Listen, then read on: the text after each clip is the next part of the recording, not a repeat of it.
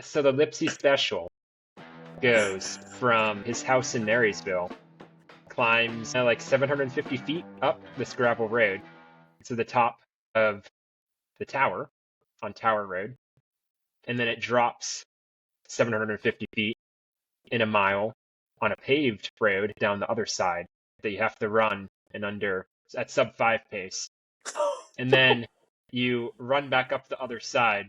You like turn around and reverse that. Oh my God. So whenever I run with him, I have to be tapered and not have anything on the calendar the rest of the day or the day after.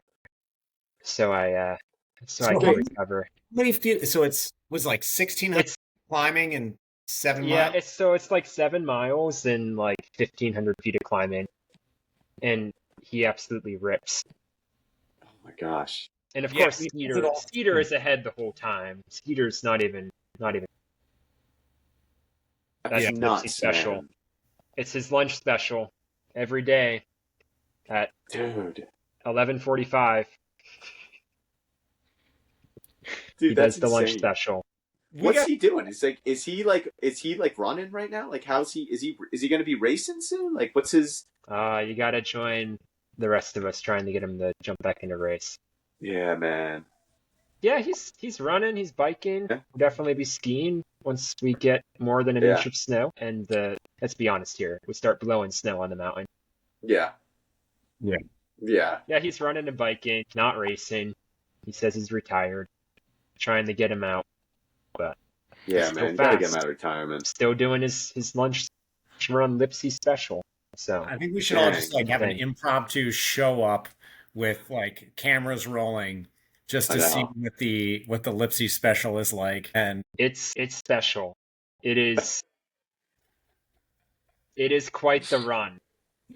If I did that every day, I don't know how fast I would be. It would maybe quite the training ground. Maybe just like a commemorative thing, or I don't even know what the term would be. But Sam, what was the when we had Lipsy on before Heiner, Andrew, he like outlined the the night before the pre-race meal, which is like an entire pizza, a large blizzard, and it was something else ridiculous.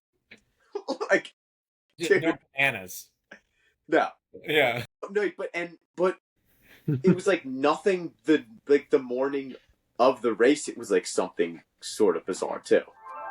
But I don't remember. It was awesome though. Large pizza, large blizzard. Massive respect. Anyway. Yeah. Exactly. Those snow days can be tricky. I think Andrew, you're on a different side of it than I am. Because my kids were wearing their PJs inside out and putting ice in the toilet. Apparently, these are ways to try to like encourage a snow day. My daughter was like all in on the snow day superstitions. That is so funny. You can put a spoon under your pillow. That's what I did as a kid. Oh, okay. And the PJs inside out and the spoon under the pillow. You know that was my method. I think that's what she got wrong. There was no spoon under the pillow. I'll have to tell her. Mm-hmm. Yeah. Better luck next time. Man. Yeah. Nice. It's so hard to get these things right. I know. All we got was rain today, man. Andrew, is just cold rain. It's like 31 degrees, but 31 degrees and raining. It's like whatever, atmospheric, like, at somewhere in the atmosphere, it was a little bit over freezing, right? Whatever point that is, and we got all rain instead of snow. Wah, wah, wah. Yeah. So, meteorologist Chris Lewers. Thank you. Believe it or not, I did actually graduate with a degree in geography. Clearly, I know nothing about it. At least I forgot everything, So, there you go. That's the lesson for the day. Yeah, that's good. I don't know if you guys noticed, but I soft opened the Bear Ride Trail podcast. Mm-hmm. So, Chris, we are recording. Yeah, I saw that. I was trying to be a little bit more. Yes, exactly. Yeah, we went live. Listen, I didn't want to miss any of that snow day banter, and wanted to make sure we got that in there. So Excellent. because we did the soft opening, this is the Bear Right Trail podcast. I'm Sam Kirk here with Chris Lures and our guest tonight, Andrew Hutchinson, and we're here to post view the JFK 50, which we all completed a weekend or two ago.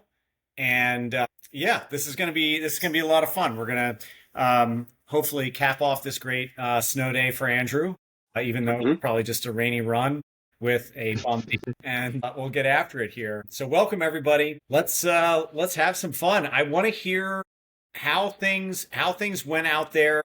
We're gonna bury the lead a little bit here and start with you, Chris, on how you don't want to start with me. Your JFK went out there.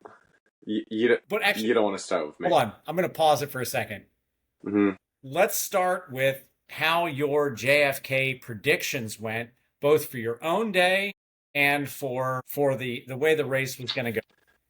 The way the race was going to go, I think most people had, Hans Troyer and David Sinclair as two of the front runners, and finishing 1-2. I think probably most people had that.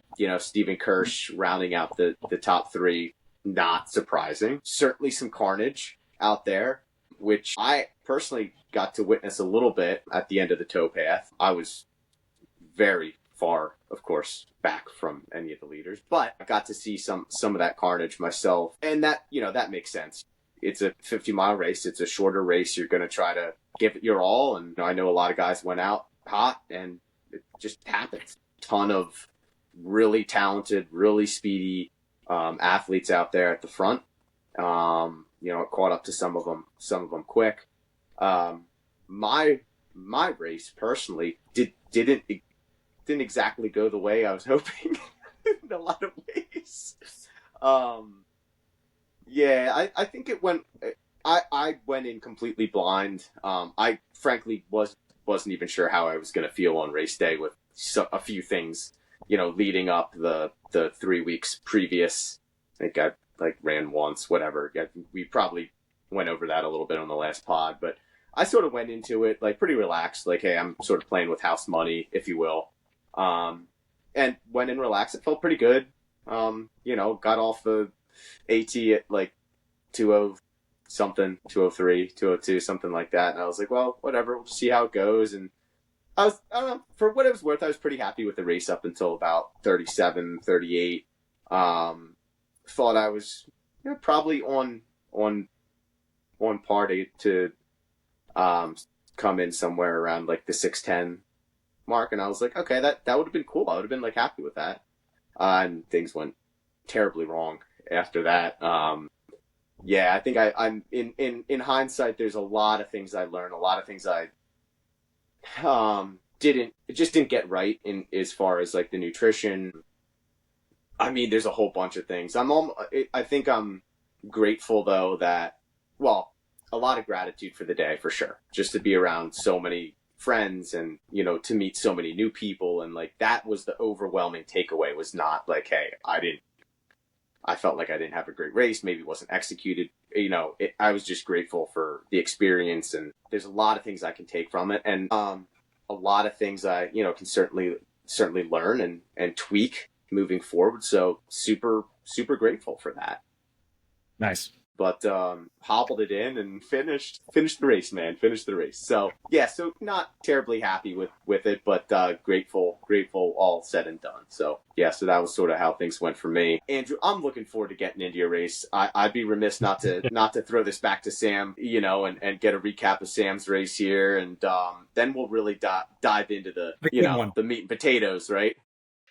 The good one. Yeah. Well. Yeah. So.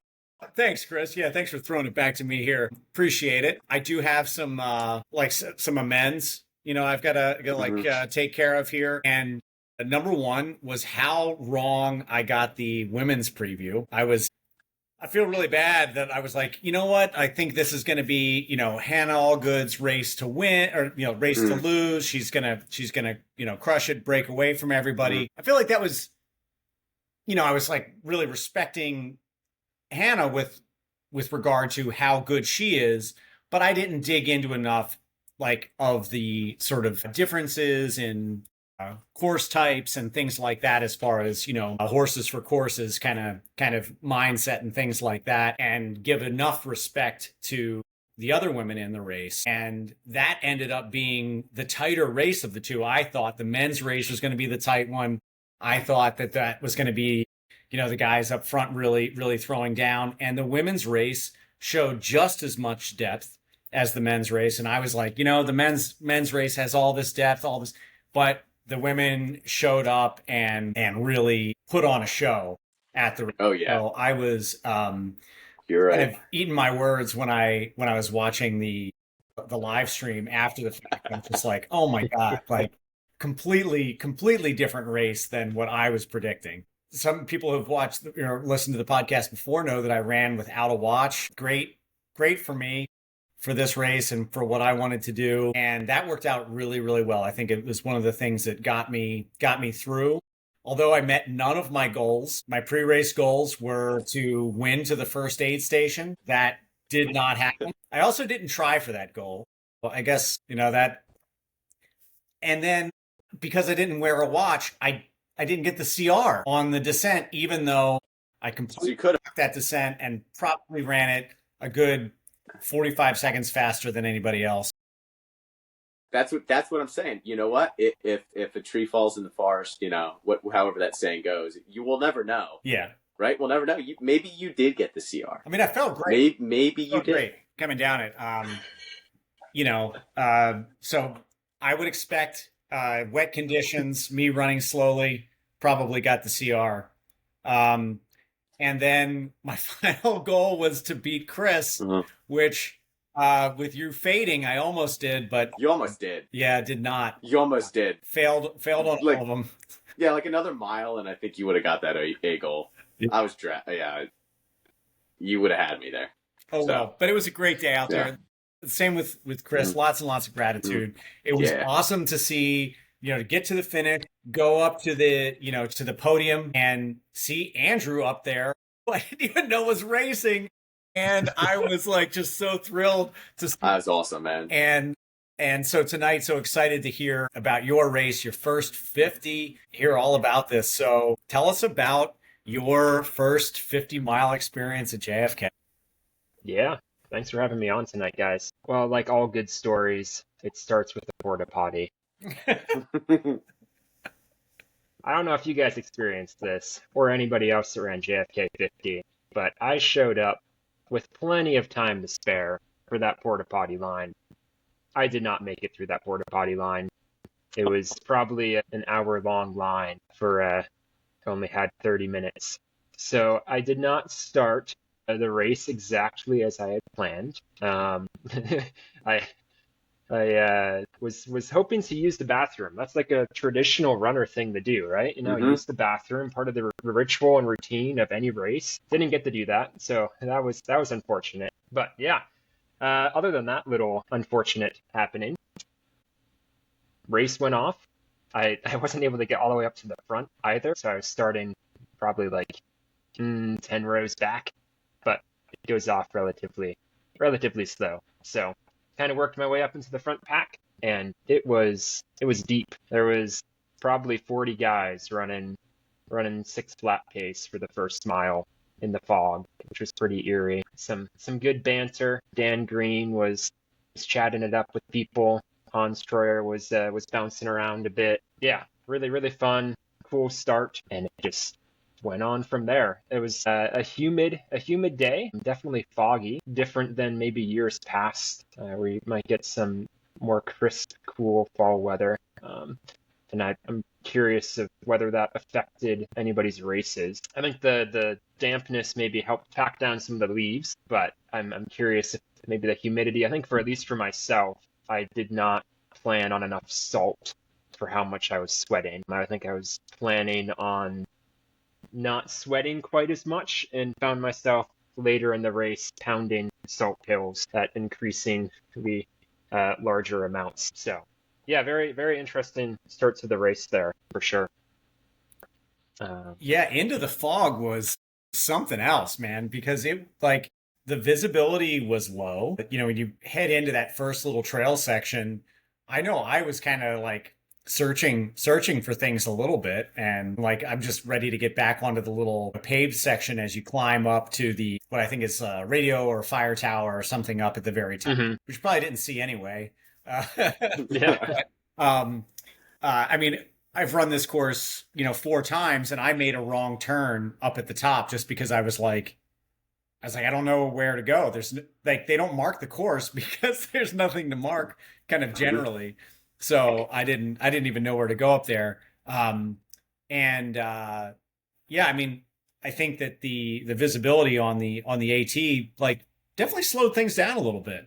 Whether it was the humidity, you know, making it that we were sweating a little bit more, a little saltier and stuff like that, or if it was how wet things were. I know I usually kind of dance on top of the rocks there, and I was like down between the rocks in the leaves a little bit more this go around. So just because I wasn't comfortable with the wet, I was like, oh, Hmm. I might slip, this type of thing. So I think probably did slow things down for people just generally. And is this your first ultra?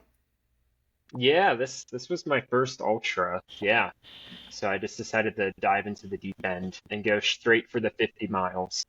I'd done Yeah. some trail marathons, and one 30-mile training run. But yeah, it was pretty cool looking Wow. at the watch after 31 miles and going, I might just keel over and die the next mile. So I've never gone this far, Wow. but it was cool. Cool first Yeah. race, first ultra to do. Yeah. Very good race for that. So, did you have a goal time? Did you have splits in mind, coming off the Weaverton Cliffs, Antietam, any goals, any sort of benchmarks as far as where you'd like to be pre-race? Yeah, so I'm a big numbers guy, at least when it Okay. comes to running, not with anything else, just running. Don't ask me to do any math on this podcast live. There's a reason I'm a music teacher and not a math teacher. Yeah, so I kind of made up some splits just based off of my training, knowing at least theoretically what I thought I could hold on the towpath. And then I actually went out 2 weekends before the race and did the AT section. And I had some of the like Strava segments loaded onto my watch. It was pretty surreal to have a Walmsley CR pop up on the watch screen. That was pretty cool. That's And neat. I kind of just went theoretical race pace for about 13 miles of the AT section, to give myself an idea of what I could run for splits. So kind of heading into it, um, I was thinking somewhere at 150, a little below 150 for the AT in the Weaverton split would be the goal. So you The ran towpath, Borough? well, I didn't run from Boonesboro. I started at the top of the first climb, Okay. Yeah. um, and then I just kind of approximated. So I had some ideas for that, which Hmm. I was very glad to have. And then I figured I figured I would slow down, but I figured I could probably run 6:15 pace or so for the towpath portion and 6:30 for the finish, which would put me somewhere in the 5:30 low on a very good day. And then who knows?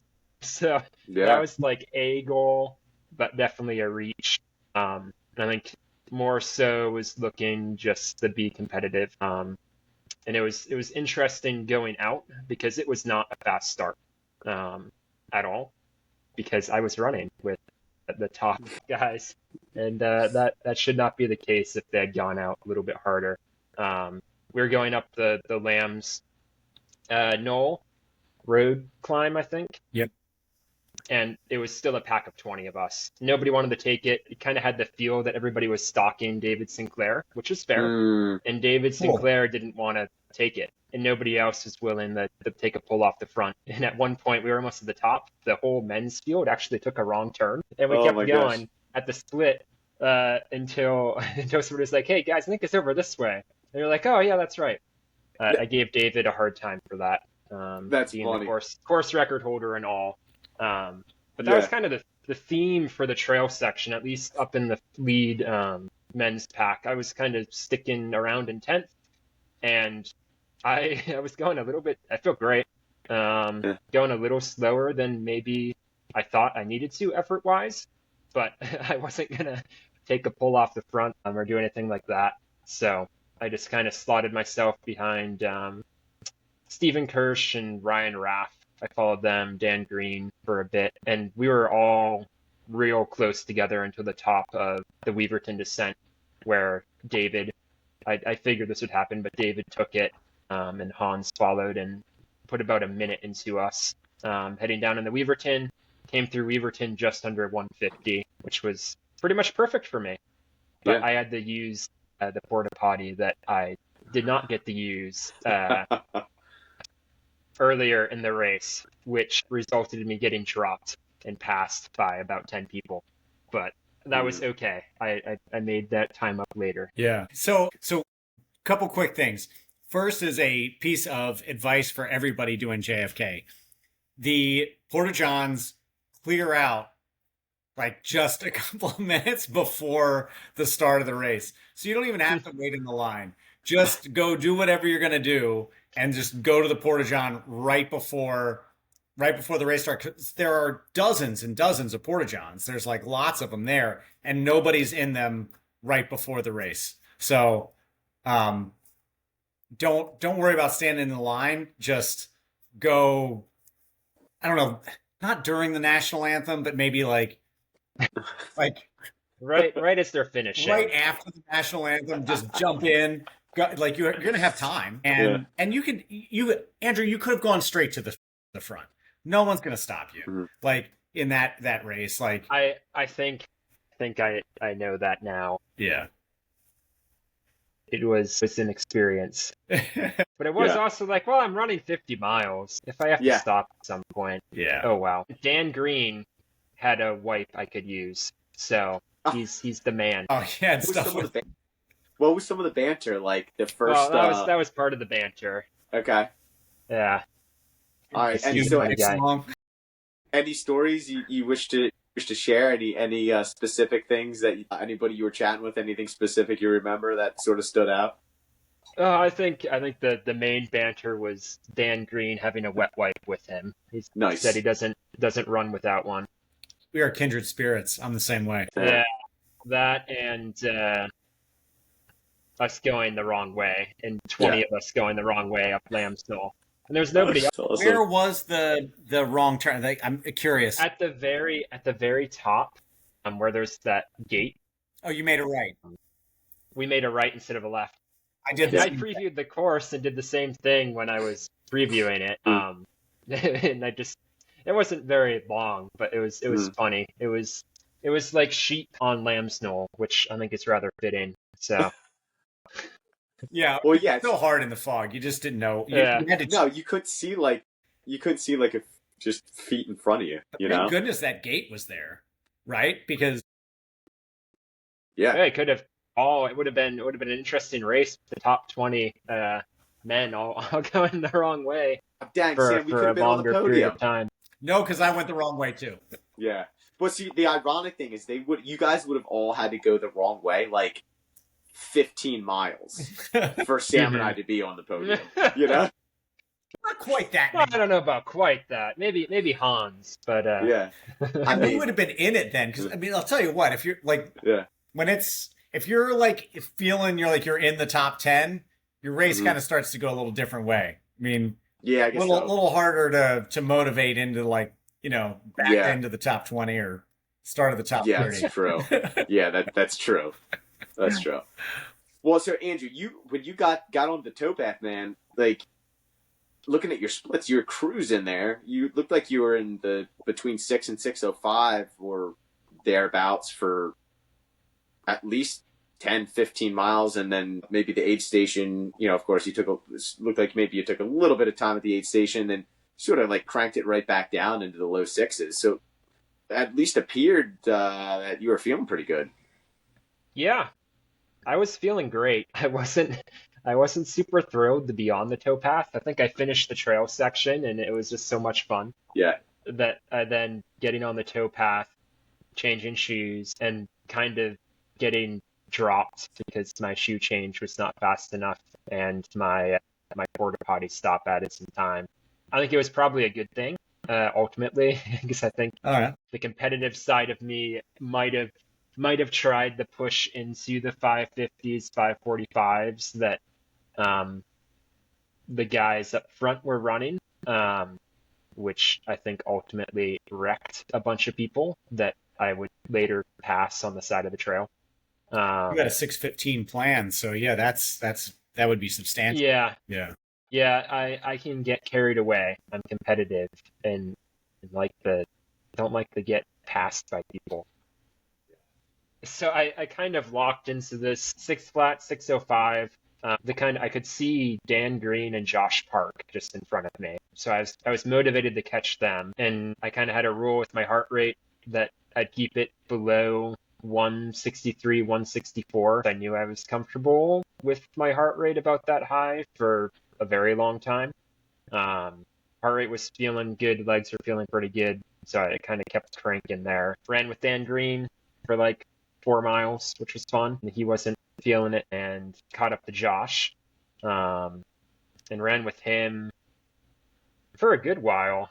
Probably the next 6 or 7 miles or so. Yeah, and that was great. We were toned it back to more like 6:10 pace or so, which was probably more the goal. And then nobody should go back and look at this part in the live stream. Uh, but when we were getting close to Antietam, at like the 27-mile mark, I was meeting my crew there. My brother Nathan was crewing for me, and my parents were there as well. And I had I had this. You guys ever heard of this Amp Human PR cream? It's like a sodium bicarbonate like cream, but it has menthol in it. Okay. So it like cools the legs off. It feels Yeah. really nice. At like the first marathon, my legs were starting to feel it. And I was starting to feel like, no, is this the blow up that's starting to happen? And I was like, I need to do something. Like Mhm. my legs, I feel great, other than my Mhm. legs are starting to get pretty sore. So I got to the aid station and I passed the live stream, and I found out after that when I passed, the camera wasn't on me, but I was lathering my legs up with this PR cream. Like, my brother was like pouring it, dumping it onto my hands, and I was just going to town all over my legs. Wow. Praise the Lord, the camera was not pointed at me, but there was running commentary the whole time while that was happening. That's awesome. I don't know who this runner is, but he's stopping here. He's about to get passed. He's in the top 10. He's about to lose his spot in the top Yeah. 10. What is he doing? It's like, okay, all right, he's off. He's off again. Yeah, that was it's a little embarrassing. It That's helped a funny. little bit because I Yeah. avoided the cramps for like the next 8 miles or so until I got Okay. to about mile 35. Um, and then maybe the cream wore off or it just caught up with me. But I started to get my first hamstring and quad cramps. Mm. Um, and that kind of was how the last 15 miles of my race went. I got dropped by Josh, who went on to crush it. First non-professional, taken home fourth with a 5:34, I think. Yeah, big day for him. Yeah, awesome day for him. Really put it together out there. But yeah, I spent the next 15 miles walking every half mile. When I wasn't cramping, I was still running great. I was moving really well. I felt pretty good. It just my legs were falling apart. So yeah, it was a kind of brutal experience. Um, but at the same time, I was still passing other people that had blown up. Um, so it was kind of like, well, we just keep moving, and if I get past, I get past. But I'm Yeah. moving well when I'm not cramping, so I'm gonna keep chugging water and fueling and pounding salt pills and trying to massage my legs. And as long as I'm moving, we just keep going. So Yeah. So what do you attribute? Wow. I feel like so many people, if they're starting to cramp and like things really start to close in, right? And, let's say the last 15 miles of a race, because we're still talking about like a sizable percentage of the race. in the last 15 Hmm. miles. And you were saying you're still running well. Do you attribute to that to anything in your training and preparation that was like I had these cramps, but I would like still have the strength and I don't know, mechanics or whatever. I'm not sure what it would be because that hasn't happened to me. Yeah. I don't know. It's sometimes connected to salt with me. I've never had a sweat test done. I was kind of planning in my bottles, I had almost 500 milligrams per 500 milliliter. So about a Testing. thousand milligrams Yeah. per liter, which is a decent amount. And I think I'm a pretty salty sweater. It's less than I would do normally. Um, and I had salt pills. So once I started cramping, I was like, well, I don't know if it will help, but I'm just going to keep taking these 200 milligram salt pills like until I feel something different. Nothing changed too much, but I think one thing for me is just like the commitment to be moving forward, like even if I can't run, because the cramps were bad enough that at points that I couldn't run. But it was like, okay, well, like, can I hobble, walk, and just keep moving while I slap my quads and massage my hamstring and chug some water? And I was able to. Um, I think I also stopped running through it before it like completely would like seize up. Kind of like rode Um, it a little bit. Yeah. yeah, I was kind of kind of like babying it a little bit. Um, so I'd be going, it would be hurting a ton until I knew that if I kept going, it would be like a full-on lockup. Um, Yeah. it's hard to tell, but I have the feeling that like if you push past a certain point, um, it's harder to get it to unseize. Yeah, if they Uh, fully lock up. Like, Hmm. do you guys ever see the I think it was North Face that did a video with Zach Miller when he raced Jared Hazen, I believe, at JFK, At Jeff, and his hamstrings like absolutely is it, fully seized up, and it's just like a rock on the back of his leg. yeah, yes, And then I think he was out for, I mean, like he like really did damage to his hamstring doing that. yeah, in classic Zach Miller style. Yeah, he yeah. had to get dragged off the course. His like calf muscle was like up in like His ass. I guess it was yeah. I was like, oh my god. Yeah, it was that's incredible, like in classic Zach Miller fashion. But yeah, I think you do have Yes, to ride it like that. You have to correct. feather if you feather the gas, you can kind of keep it Yeah, going and keep it from fully seizing. You got that salt wow. back into you, you kept it going. But yeah, if it fully takes you. Yeah, I've had it happen before where it's fully taken me and it just fall over backwards on the side of the trail, and it's Yeah, like I can't move, my race is done. And some people were kind of in that spot 2 Saturdays ago Yeah. yeah, where yeah. it just fully seized and It's wasn't yeah, much you could do. yeah. That's what nutrition were you taking? Gels, drink mix?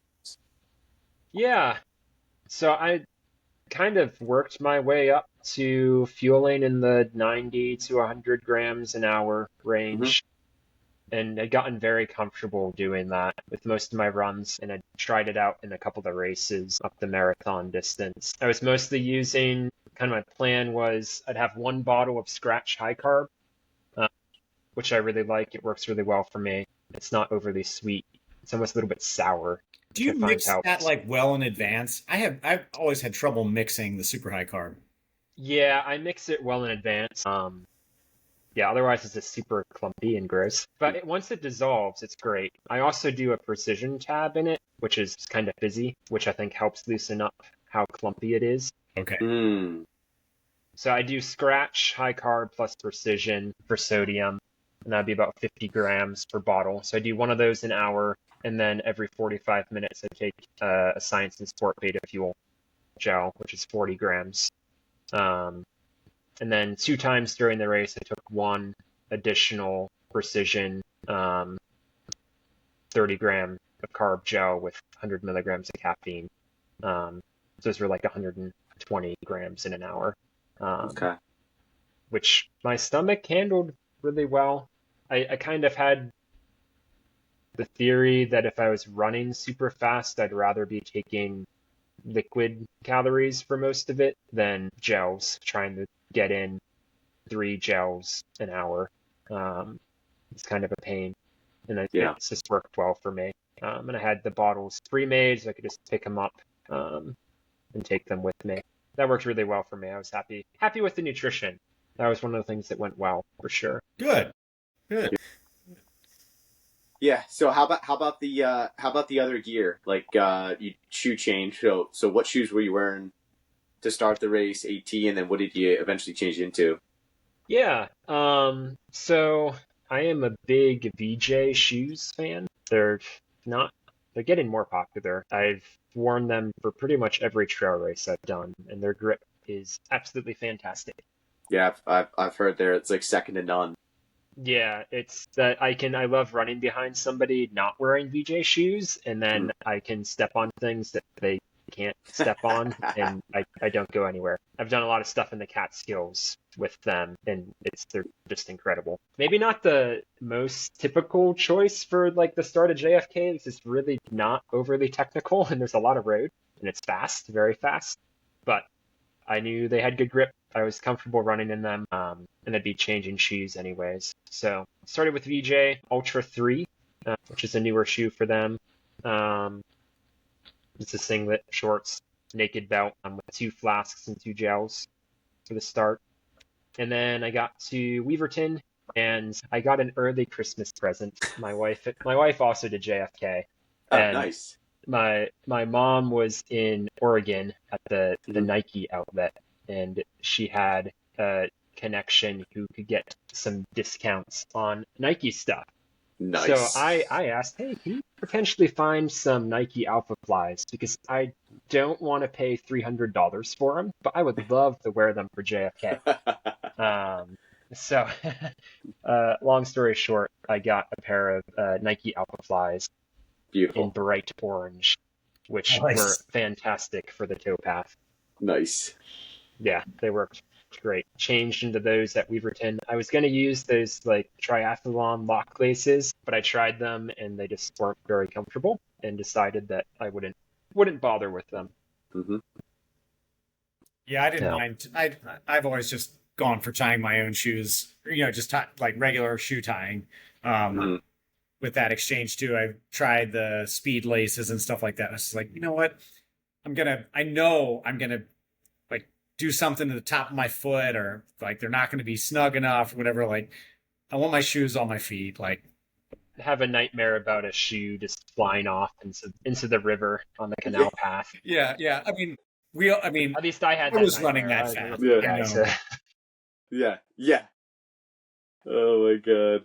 Well, yeah, I Oh mean, gosh. so how does JFK fit into the season that you had? This was not the start of it. Let's backpedal a little bit, talk about the rest of your season. We met you at Heiner after rocking the 25K there, but that was just kind of the start of this season that you capped off with JFK. So let's get into that a little bit. Yeah. So it's been a good season. Done a variety of different stuff. I'd say this is probably my first real full trail season I've ever done. I'm coming from a track and cross country background. Um, and this year I kind of went all in on doing trail stuff, which was really fun. So started off with Heiner back in April. It was kind of working through this hip IT band issue. Um, that was really bothering me for most of May and June, um, which was rather frustrating and kind of limited my training. But I did Sunapee Scramble, which was U.S. Championship and World Selection race up in New Hampshire the first weekend in June, which is a ton of fun. Uh, I did all right. I think I was 17th overall and like 14th American. Another stacked race. I kind of learned that I either needed to train better for it and get into just like crazy fast 5K, 10K shape and then add in vert, or I needed to move to something else because I just kind of got my doors blown off by a bunch of really fast dudes. Yeah. So that was a lot of fun. Maybe not my cup of tea, a little too short for me. And then to just confirm that, I went out and did the Broken Arrow VK in California the end of June, which was even worse for me. It was an awesome trip. Uh, my wife and I went out there for 12 days, and Broken Arrow was really cool. I highly recommend everybody makes it out there at least once. Maybe don't do the VK. It's very painful. But yeah, California was awesome. Broken Arrow was cool. The VK, I just got altitude sickness very quick. I was trying to push. I was like, it's a VK. I should be redlining. I know how to redline. Like, this is what I do. And every time I'd try and push, my vision would start to go, and I'd lose feeling in my arms. I just Whoa. couldn't breathe. Yeah. So I started off okay. I was like, oh hey, it's Killian. Um, and then Yeah. pretty quickly went hypoxic and did not have a very good time with that. But cool experience. Yeah, and then moving on from that, kind of did a bit of a reset and decided to do some more East Coast stuff. So did a escarpment trail race in the Catskills the end of July, which is awesome race. That is definitely more my jam than VKs and classic mountain races that are super fast at ski resorts. It's just typical Catskills stuff of cliffs, giant rocks, roots, wet, muddy, rainy. Yeah, fun stuff. So ran that. That went pretty well. Got a sub 250 and managed to take the win and race some cool people. Did that, and then yeah, kind of took a break to train some, get my mileage up. I was feeling healthy. Decided I was doing JFK. Actually decided I was doing JFK on the way to Sunapee Scramble. I was driving up the night before, and I was like, hey, let's sign up for a 50 mile. Why not? Let's do it.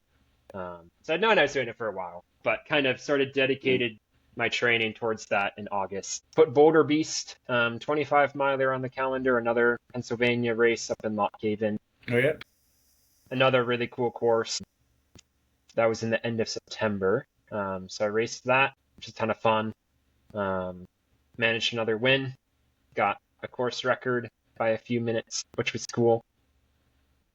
Did you? And then I from didn't there, see the field for that. Who did you race at Boulder Beast? yeah. So I don't know if you guys know I'm Reagan not trying McCoy. to. What's that? Do you guys know Reagan McCoy? Yeah, absolutely. Yeah. So I don't know. I was really looking forward to racing him in this 25 miler. Yeah. I don't want to throw any shade, but I showed up to the start line, and he decided to drop down to the 25K. I don't know why he did it. And in the course, so I found this out right as we're starting, and we go out kind of hot, and I'm like he's taking it out. He starts on the road, so we're running sub 6 pace for like the first 3.5 miles or so. And I talked to him, find out that he had dropped down. But it was nice because the course is the same for the first 9 miles or so. So we just ran together, talked about Lipsy, shared our favorite stories, all those good things.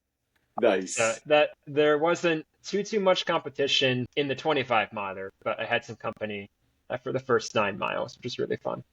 Well, that's kind of more of a solo time trial. Yeah. Day out You in were the with woods him for sort of thing. almost his entire 25K, or like a good bit of his 25K. Yeah. Yeah, and he just missed a Stephen Lang record by like 30 seconds for the, I think it's a 23K is the race. Okay. So All right. I say I followed him, so I can't even really take credit for pacing him to any part of his victory. But well, in some races, we shared some miles out stay there. behind. There you go. Yeah. Yeah. Shared some miles. Oh my gosh. Well, I'm that's got to run with Reagan up in his home turf up there in Lock. Yeah, he's the local legend up there. He's another fast dude. Yeah. Yeah, man. But yeah, it's a heck of a season. Yeah, it's a big first season in trail running. Yeah, it's amazing, man. What are you taking what are some of the things that you're taking from the year? Maybe some of the things that you're gonna some of the lessons you learn. Maybe some things you're gonna change. Maybe some things you're gonna tweak. Some things you're gonna use in 2026. What are some of those things? Yeah. I think running is fun, Nice. and running Yes. is running. Um, I think that like I raced a wide variety of different distances, races. I I ran a I ran some road miles in there. I ran a road mile in a cow costume, at a Love it. milkshake mile. I mean, So who hasn't? variety of stuff. Super fun. Got a free milkshake. Did publicity for the milkshake mile. Um, that So was a worth fun it. time. Anyways, what was I saying? I got distracted. Uh, yeah, running is running, and like, yeah, I think from doing a variety of different races, like I enjoy doing a variety. In terms of what I enjoy the most, I think I've learned that a race is probably in the 2 to 4 hour range, and Mhm. preferably on trails. I like runnable races, but it means I have to like train really hard. But I also really enjoy technical stuff, and I'm hoping to Yeah. do some more. I've done Cat's Tail Marathon, I did escarpment, and really have enjoyed racing in the Catskills. So I think going in the next year, not sure exactly what I'm going to do. But narrowing it down to like 2 to 4 hour range, like up to 50K, I think is good, and maybe slightly more technical, and maybe I'll throw some longer stuff in there. Just another thing I learned was if you want to be good at ultras, you have to run a lot for a long period of time. I think just like the leg cramps I was getting, like if I ultimately want to avoid those, it means I need to log lots of 100-mile weeks. Maybe not necessarily, but I don't really have the time to do that, unfortunately. Or I don't know if I have Yeah. the body to do that either. But it was a fun experiment doing a 50 mile, and I'm like ultra curious now. I was like just a little bit curious, and now I'm now even more curious. I finished the race, said never again. Got home, my wife and I both said never again. Woke up Sunday morning. Well, like I mean, maybe we could do Yeah. it again. Mm-hmm. Now it's like 10 days later. Yeah, I'd do it again. Mm-hmm. Yeah, definitely. Yeah. Looking at your search history, like all the 50 miles, 100 Yeah, Ks, yeah. like 100-mile races in a certain radius. Yeah, it's like how bad could 100K be? Yeah. How It's only a bad could few it more be? miles. It's It's 12 more only miles. it's only 12 Come more on. miles. Yeah. It's probably like Yeah. an 8, 9, 10 hour race, but Yeah. Yeah. Yeah. One of the difficulties though with your range, your 2 to 4 hour, race range is that most FKs for you, unless it's extremely challenging, they're probably going to be under 2 hours. hmm And then most PKs that would be challenging, like a strong, I don't know, not like super runnable because you said you wanted to like do more technical type things. Those probably going hmm to creep up into like that over four Yep. hour area. So hmm there's like no racing. There's no 20 milers out there. I think I'm retiring right now. Thanks for helping me come to this decision, Sam. Yeah. There's just Now that I think of it, between that 2 and 4 hour range, it's like you gotta find fast 50Ks. you know what? Thanks, Sam. Yeah. Yeah. Yeah. Fast. Or Yeah. or There you trail go. marathons and things like that. It is interesting that there isn't a lot of racing between the 2 and 4 hour area. And I think Yeah. that's honestly like a length of time that's super. I mean, I guess it depends on how fast you're running too. But for me, that's a length of time that's like fun. I find over the 3 hour mark, 3.5 hour mark, like I typically start dealing with cramps, and maybe that's partially a training issue. But anything too short, it's just like really hard, and it's fun, but it's really fast. So like that like 3 hour, like escarpment is about a 3 hour race. It's 18 miles. It's Yeah. really technical. Boulder Beast was like a 3.5 hour race, which was really nice. So we need more like 20 mile trail races. That's a good distance. Long enough that you don't have to be going guns blazing the whole time, but not so long that you're out there all day. Why would you want to do that? Yeah, Chris has brought this up a bunch of times. He Yeah. loves the 50K distance because Hmm. you can recover from it. Um, it's not so long that like you're never committing like an entire day. At least for us, um, Hmm. you're you know you're able to get back, right? It's not Hmm. big of a deal. Um, One of the things that I've been thinking of for a while, and maybe this would allow for more races in that 20-mile area, is that for trail racing, I think we got to get rid of all these like distances that people need to do, like 100 Mm. miles, Yeah. 50 miles, or 50K, whatever. Like, get rid of the distances and just have different trail races that are great courses. And if it's a great course, who the hell cares what the distance is? Like, the distance is Yeah. accurate anyway. Agreed. But yeah, it's like Sam, don't Sam, contrive it to get 100K, it's so you can put a sticker on back of your car that says 25 or 25K or 50K or 100K or 100 mile. That's why. That's Don't you want that exactly why. sticker on the back of your car, Sam? I love the stickers on the back of my car. None of them have mileages. No, I know. No, that's tongue in cheek. I agree. I think yeah, if a course is it's don't force a particular route to hit a certain mileage. I agree. Yeah. I do think that there is a completely separate camp of people that like that, that want that. I think we are fortunate enough where when we sign up for a race, we're hoping to, well, not JFK for me, but like generally speaking, a lot of the local races, like speaking for us three, we like to be as competitive as possible, right? We want to Like win. to try Yes. to be up towards the front of the race, but really, and then there are other folks who, and this is phenomenal. Like this is, I think this is very important to have this, sort of these people, like obviously in the trail running community, where hey, I want to complete the race. I want to complete that 50K. I want to complete that 50 miles. So those round numbers are important to them. So like I understand why as a race director, you're like, hey, you know what, this 25-mile course is as is would be a great race, but you extend it to 31 miles because there are people out there that are looking to complete 31 miles, right?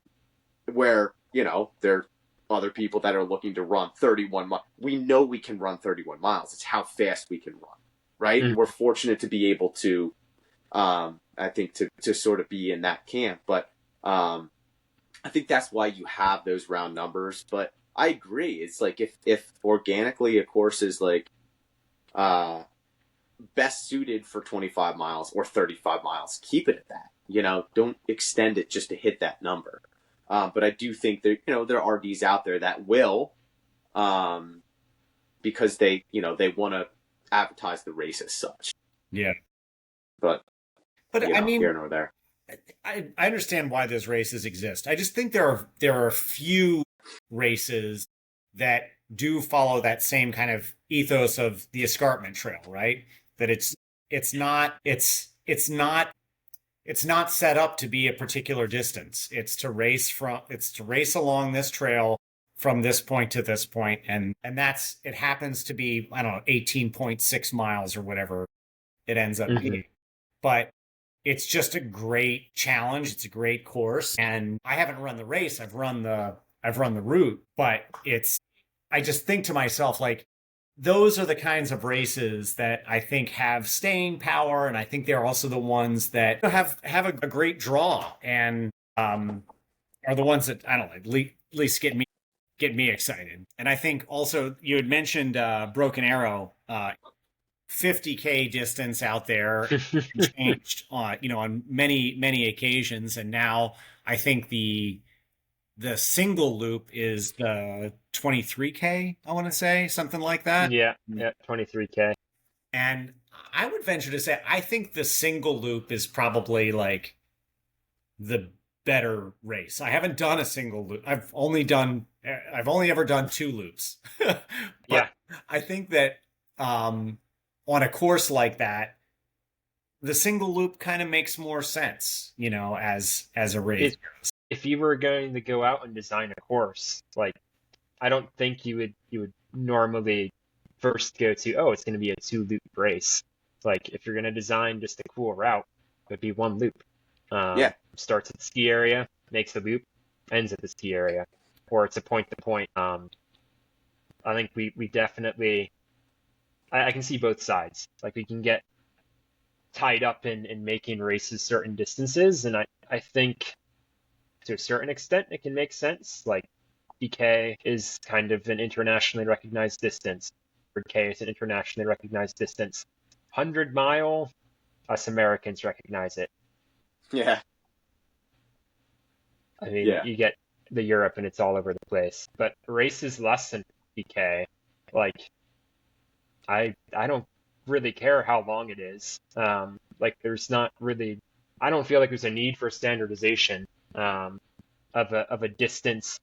Like if sub ultra is considered anything less than 50K, like I don't know if we need a standard distance because I'm trying to Yeah. escape all this track stuff and road stuff. Mm-hmm. I want to run on cool trails and do different races. And I'm not trying to like compare between different, like you can't compare trail races. Yeah, that's true. They're just not the same. It's a good point. You can't compare JFK 50 to, I don't know, a mountainous 50 mile somewhere else. It's just totally different, even though Yeah, they're you're both right. 50. Yeah. Yeah. Manitou's Revenge, let's say. Manitou's Revenge. There you go. Mm. That's like the exact opposite. Like double the time of JFK. Well, speaking of it, so what's the future hold for you, Andrew? What are you thinking about for the 2026 season and maybe beyond? I mean, other than retiring, I'm running. The real long. I'm trying to figure that out now.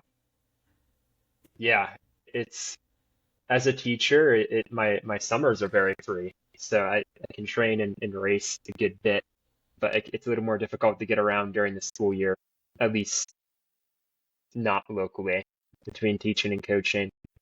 I'm hoping we'll see to make one trip, maybe in the early spring, to somewhere, maybe Gorge Waterfalls. I don't want to go to altitude Gorge would be because an I know awesome I one. don't race well at altitude. So maybe Gorge Waterfalls, 50 or for the maybe something in Arizona. I don't really know. We'll see. So I'm hoping. The dream is I do something like that if I can swing that, and get in decent shape. But other than that, probably do Heiner again because I love Heiner, and Pietro dogs. Yeah, we'll see. I'd love to get up and do like some stuff in the whites, like the Chikura mountain race looks super cool. If Cirque Series comes back, the East Coast stuff, I'd consider that. Yeah, other local stuff, maybe the Hat 50K. All right. Will Yeah. If you don't go out to Gorge, I guess, right? I think that's probably a little Well, right? yeah, we'll see. We'll see. It's I have a list that I keep of different ideas. I took a week off and now I'm like allowing myself to think a little bit about what next season could hold.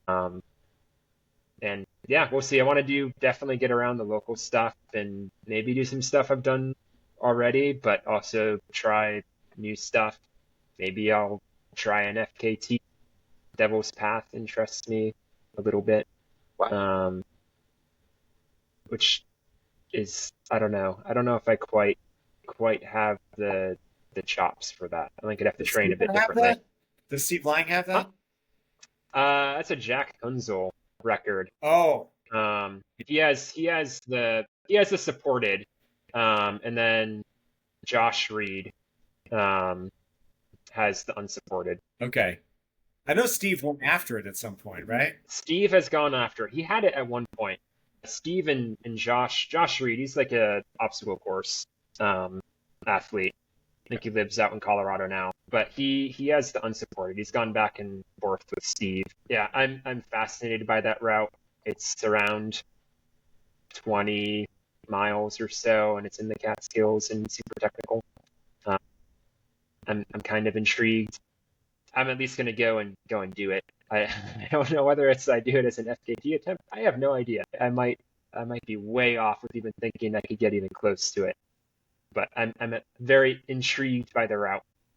So I guess in summary, I'm figuring it out. Hopefully something out west at some point, more local stuff up to 50K, unless they get convinced to do something silly like 100K. Chris and Sam, you better not start working on me. No, the right thing.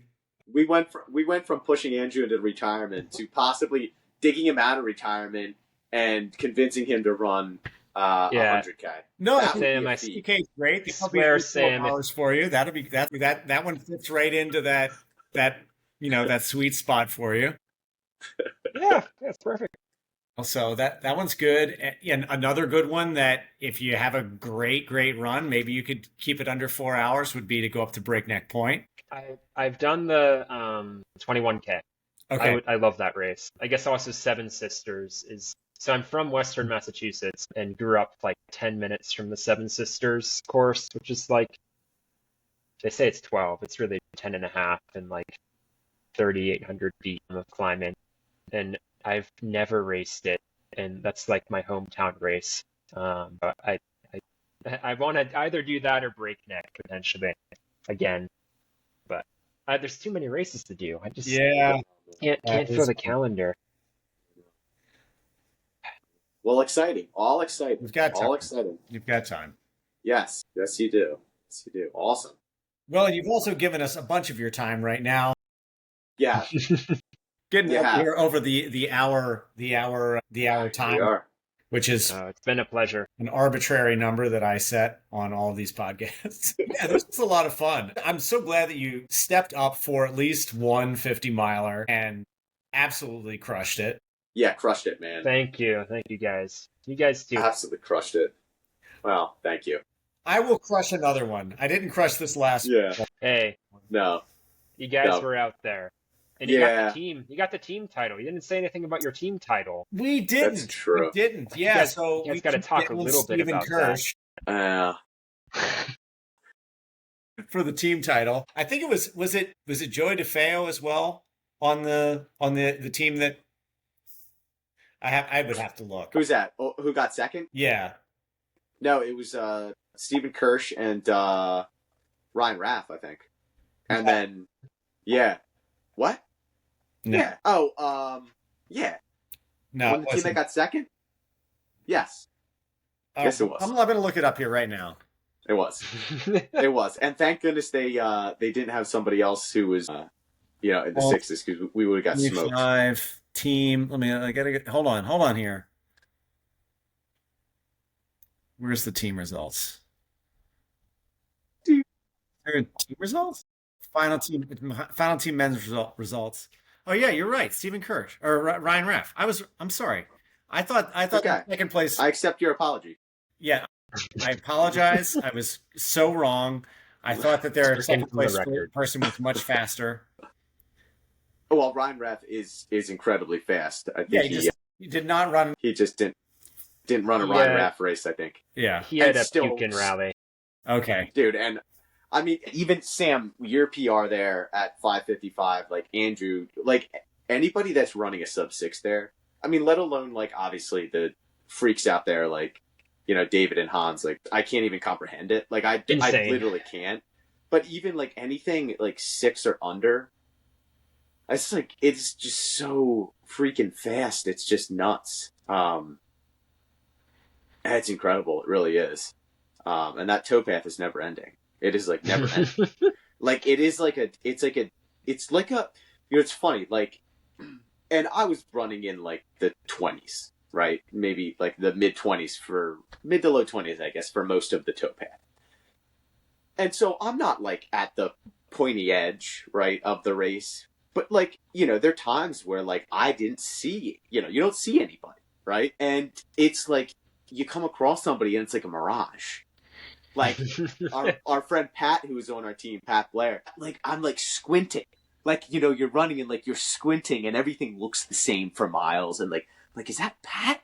Like that is Pat. Pat. It's like I just see like an oasis. Pat, what are you doing? And like you're so happy to see someone else, and then like it's like 30 seconds you're talking, or maybe it's less than that, a few seconds, and you realize that like shit, they're not running the pace I want to be. Like, damn it. Yeah. And now it's nobody, And it actually happened. The only reason it happened was because, there was carnage, but I ended up seeing Dan Green and I wanted to talk to him a little bit about like his podcast. Yeah, they have a great thing going with the Bargain Boys. I was like, man, it's like, I'm like glued to their pod, and I like wanted to talk to him more. And I'm like, my running ability next to Dan Green, like Dan Green's running ability, like not in the same stratosphere, right? Only reason we were running together for a couple seconds was because he blew up, right? But it's just so funny, like you want to latch on to somebody because like you haven't seen anybody or communicated with anybody, a wild sort of a wild thing, unlike other trail races where like you have scenery or undulating trail and what's over this next climb. It's like, no, it's more cinders, Yeah. So, well, I also think I've been thinking about this a lot. I don't think we necessarily appreciate how much the terrain helps us intersect and like have times that we do run together, right? It either slows somebody down and someone moves through it. We move in different directions. Somebody's descending faster, somebody's climbing faster. And there all it does is separate people as opposed to like kind of having you intersect because it just doesn't change. Yeah. And I was like, why is it that you can't run with anybody on the damn tote? And it just, because it doesn't seem, you're like, oh, I could run like a second faster per mile than I need to. And it's like, but no, you can't. No. No. And somehow they're just going to be really freaking far away, like real quick or really far by. It just works like that. Yeah. Oh. It's brutal. Yeah. It is. Oh my gosh. Well, Andrew, I think we took up enough of your time on this snowy, or at least snowy where you are, rainy. Hey, we got a little bit of snow. There's an whole inch of snow. That's an inch more than we got. Cancel school for the rest of the week. All right. There you go. And you can, I don't know, rollerblade in slush instead of ski. Yeah. There you go. Yeah. Oh my gosh. All right. Well, all right. Thanks so much to Andrew for being on with us. Yeah. Thanks, man. And thank you guys. Yeah. So many thank yous, right? And, thanks for everybody's listening. Make sure to like and subscribe. All those things. We're doing that now. All right. And go to the feed for, 20% off. And, we all love John. Is this is getting like Between Two Pines, where Wait, like we just start making up like, we start like making up our title sponsored. Anyway, I mean, I don't know which podcast I'm on now. Yeah. I know. Chris and I both ran in the Tecton X3. We would love a new pair. Oh, yeah. Do you guys coach too? Maybe after this. Listen, Andrew. Let's talk about strides. If you listen, you're retiring. Sam and I are getting into coaching. We're apparently sponsored by Hoka, Janji, and the Feed. Okay. Great. I think all this is all this happening. I don't know. It sounds like it. We're sort of sponsored by Red Bull. In that we have enough Red Bull for probably the next couple of years. Not because of Red Bull, but we just have that much that we kind of feel like we're sponsored because we don't have to buy anymore. We've got plenty. Yeah, there you go. You made the Really? initial investment. Yeah. Exactly. Exactly. All right. Thanks, everybody. Have a good night and happy trails. Thanks, guys.